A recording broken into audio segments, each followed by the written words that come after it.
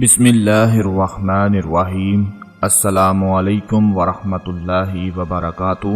آج کی اس ویڈیو میں 11 رمضان کے حوالے سے ایک تسبیح کا عمل آپ کو بتانے جا رہے ہیں، جس کی برکت سے انشاءاللہ آپ کے پاس اتنی دولت اور اتنا پیسہ آ جائے گا کہ جو لوگ آپ کو اگنور کرتے تھے اب وہی آپ کو ملنے کو ترسیں گے۔ انشاءاللہ اللہ پاک آپ کو دولت سے مالا مال فرما دیں گے، لیکن اس سے پہلے آپ لوگوں سے گزارش ہے کہ چینل کو سبسکرائب کر لیں اور ساتھ بیل آئیکن والے بٹن کو لازمی پریس کر لیں۔ دولت حاصل کرنے کی ہوس انسان کو اندھا بنا دیتی ہے، پھر چاہے وہ دولت کسی بھی طرح حاصل کی جائے، حرام ہو یا حلال، اس سے کوئی فرق نہیں پڑتا، بس دولت پانے کی ہوس پوری ہونی چاہیے۔ جس دولت کو ہمارے نبی صلی اللہ علیہ وآلہ وسلم نے فتنہ کہا، آج ہم دن رات اسی دولت کے پیچھے بھاگ رہے ہیں اور اس قدر دولت کی ہوس کو اپنے اوپر حاوی کیے ہوئے ہیں کہ ہمیں اس کے علاوہ کچھ اور دکھائی ہی نہیں دیتا۔ اسی دولت سے بڑے بڑے گھر بنائے، بینک بیلنس بنایا، گاڑیاں بنائی، بڑی بڑی انڈسٹریل ایریاز بنائے، بڑی بڑی عمارتیں بنائی، لیکن ان سب کے پیچھے لگ کر خود کو انسان نہ بنا سکے۔ اپنی ضروریات پوری کرنے کے لیے دولت کمانا، بیوی بچوں کا پیٹ پالنا، سر چھپانے کے لیے گھر خریدنا، یہ سب کچھ غلط نہیں ہے، لیکن اس دولت کو کمانے کے چکر میں اتنے آگے نکل جانا کہ آپ انسان کو انسان ہی نہ سمجھے، یہ غلط ہے۔ ایک آدمی بہت دولت مند تھا، ضروریات زندگی کی ہر چیز اس نے اپنے لیے خرید رکھی تھی، اور جو چیز اس کے پاس نہ ہوتی تھی وہ اسے بآسانی خرید لیا کرتا تھا، کیونکہ وہ دولت مند تھا۔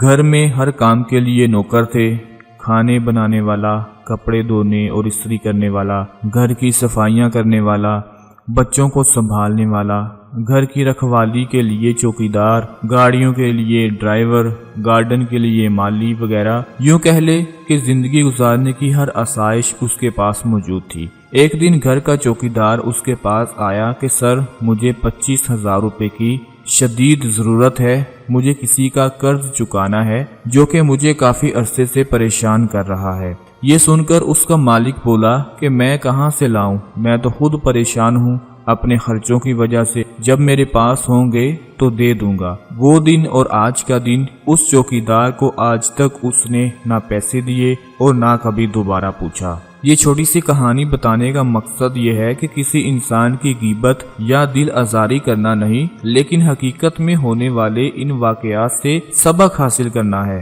دولت، شہرت اور عزت یہ سب تو اللہ کی دی ہوئی ہے، کب کس کے پاس چلی جائے یہ بس اللہ کی ذات جانتی ہے۔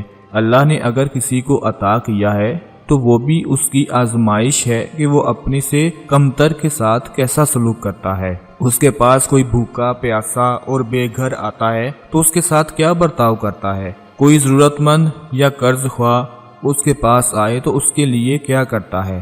ناظرین، ایسی دولت کا کیا فائدہ جو آپ کے بھائی کی ضرورت پوری نہ کر سکے؟ ایسی دولت کا کیا فائدہ جس سے آپ کا ہمسایہ بھوکا پیاسا سو جائے؟ اور ایسی دولت کا کیا کرنا جس سے کسی کی ضرورت پوری نہ ہو سکے، جس سے آپ کے اپنے ہی آپ سے دور ہو جائیں، آپ کے ملازم آپ سے خوش نہ ہو؟ ایسی دولت کا کیا کرنا جو انسان کو انسانیت ہی بھلا دے؟ دولت کے نشے میں اتنے اندھے نہیں بننا چاہیے، روز قیامت یہی ہمارے لیے وبال جان بن جائے گا۔ افسوس اور ڈر کے ساتھ یہ کہنا پڑتا ہے کہ لوگوں نے پیسے کو نعوذ باللہ اپنا ایمان بنا لیا ہے، ہر وقت پیسہ پیسہ کرتے ہیں، پیسے کا روب جھاڑتے ہیں، پیسے کی وجہ سے تکبر کرتے ہیں اور جگہ جگہ پیسے کی نمائش کرتے ہیں۔